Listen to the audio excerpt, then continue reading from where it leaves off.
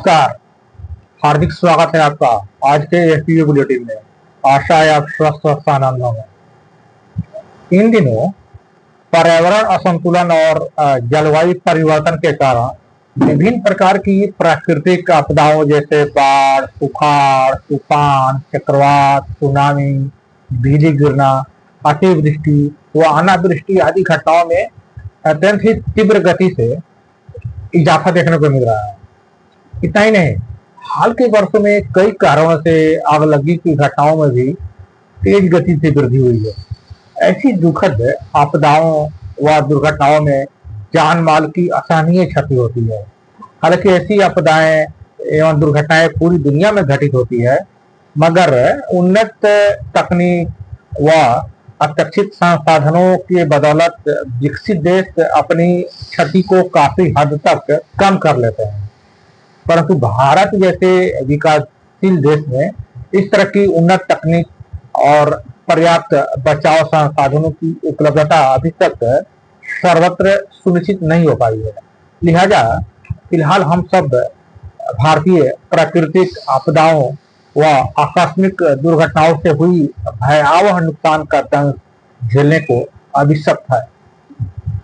हालांकि शहरों में बचाव सुविधाओं की उपलब्धता एवं त्वरित एक्शन के कारण ऐसी आपदाओं व दुर्घटनाओं से क्षति को बहुत हद तक कम करने में कामयाबी मिल जाती है, मगर ग्रामीण भारत में ऐसी आपदाओं एवं दुर्घटनाओं का दुष्परिणाम बहुत ही भयानक होता है। ऐसी आपदाओं व दुर्घटनाओं के दौरान हालांकि व्यक्ति किसी तरह अपने शरीर का बचाव कर भी लेता है, तो बेचारे मुख पशु पक्षियों का बचना लगभग असंभव सा हो जाता है।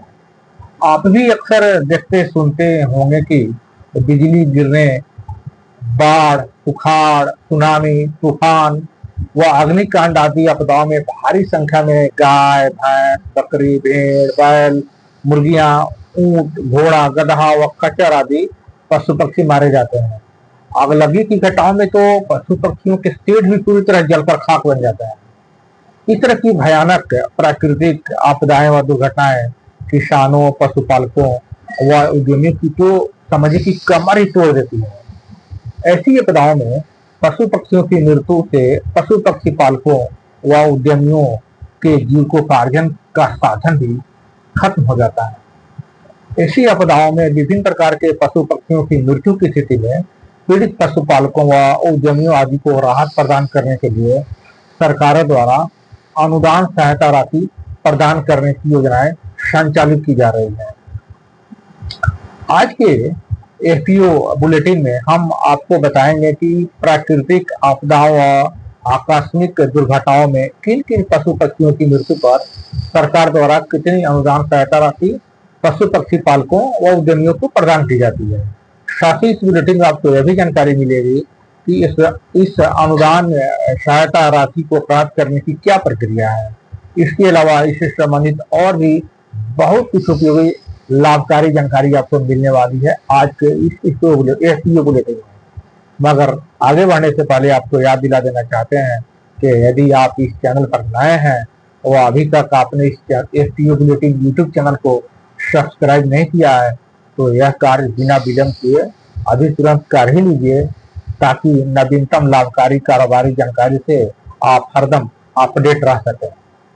देखिए, वैसे तो लगभग सभी राज्य सरकारें आपदा पीड़ित पशु पक्षी पालकों उद्यमियों को राहत प्रदान करने के लिए अनुदान सहायता योजनाएं संचालित करती हैं।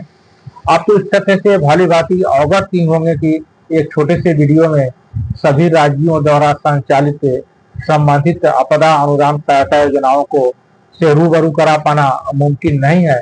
इसलिए आज के एफपीओ बुलेटिन में बिहार सरकार द्वारा आपदा पीड़ित पशुपालक उद्यमियों की सहायता के लिए संचालित अनुदान सहायता योजना के बारे में हम विस्तार से जिक्र करने जा रहे हैं।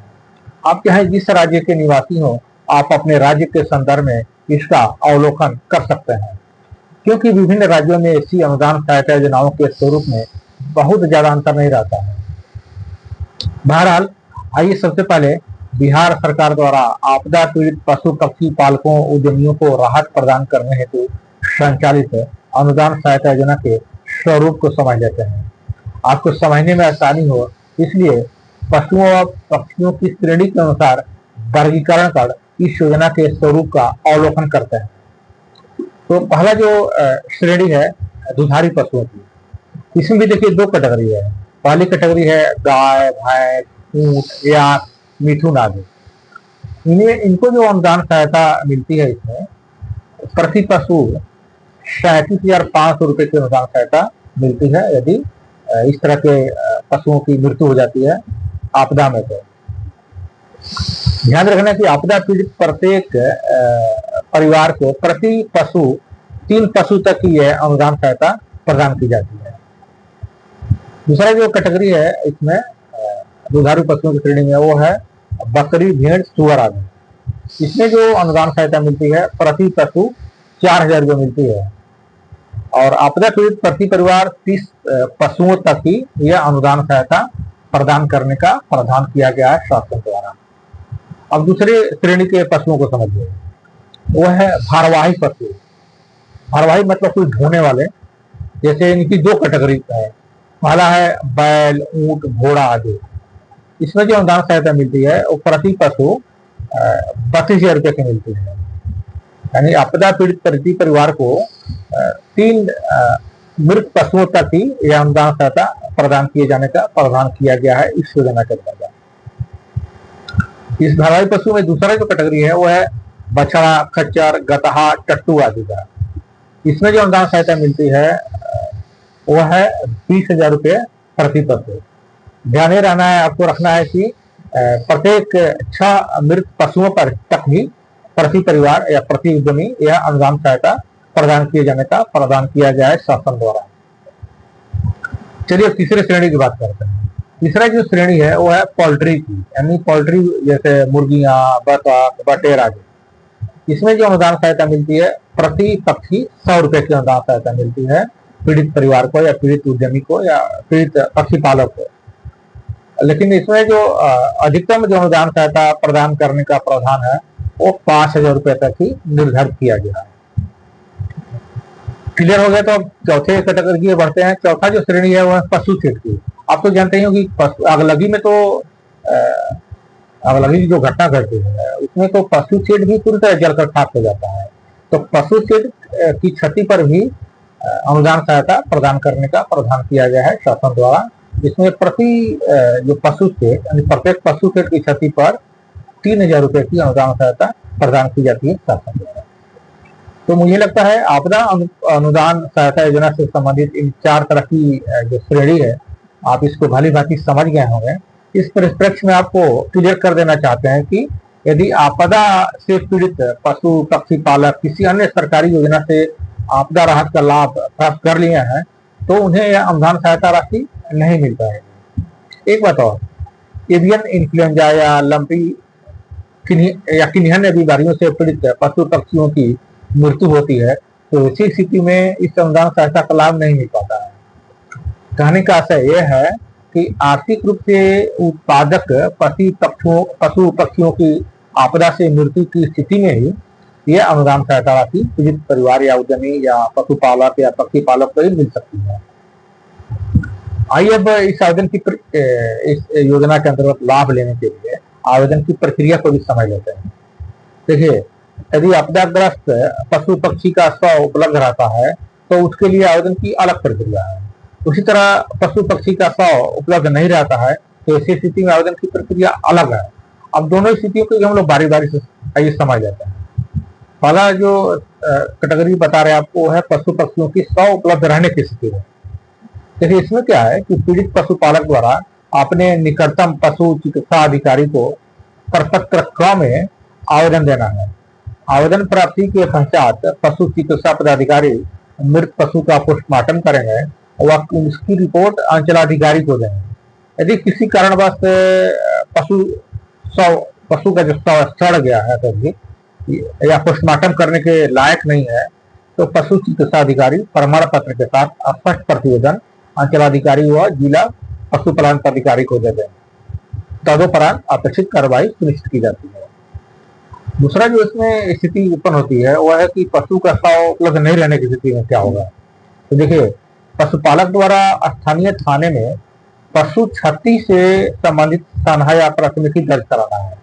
उसके बाद स्थानीय पंचायत प्रतिनिधियों जैसे वार्ड सदस्य या पंच या सरपंच या मुखिया या पंचायत समिति सदस्य या जिला परिषद सदस्य के माध्यम से प्रपत्र क्रम में आवेदन को अग्रसारित कराना है।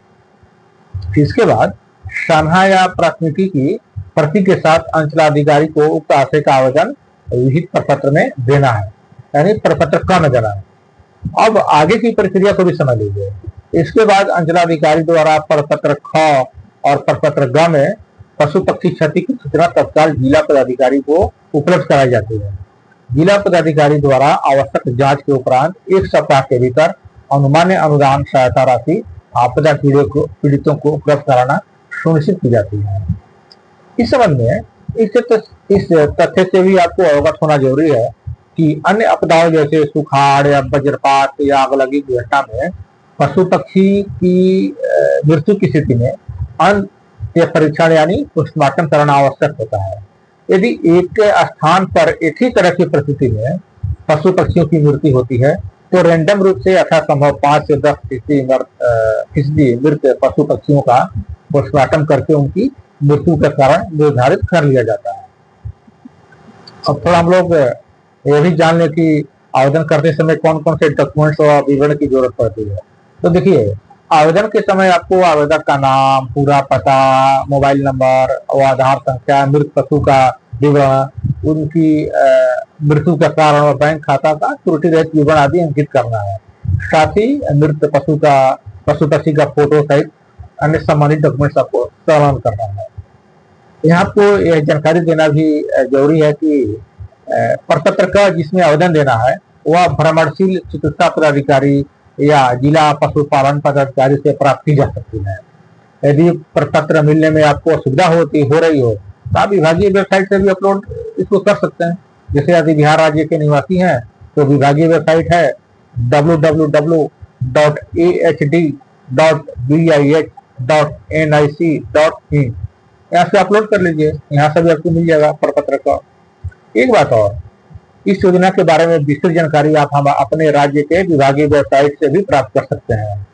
किसी तरह का कंफ्यूजन हो तो आप कमेंट बॉक्स में जरूर लिखिए, यहाँ भी आपको समुचित जानकारी मिल जाएगी और आपकी जिज्ञासा को भी क्लियर कर दिया जाएगा। किसी तरह की असुविधा हो तो आप आपदा कोषांग के टेलीफोन नंबर 0612230942 पर भी संपर्क कर सकते हैं।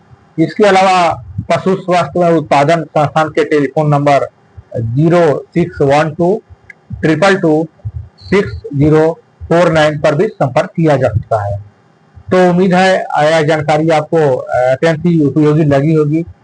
इस वीडियो को अधिक से अधिक शेयर करें ताकि आपदा पीड़ित किसानों, पशु पक्षी पालकों व उद्यमियों को इस राहत अनुदान सहायता का भरपूर लाभ मिल सके। तो जल्द ही मिलते हैं एक नई लाभकारी कारोबारी जानकारी के साथ। नमस्ते।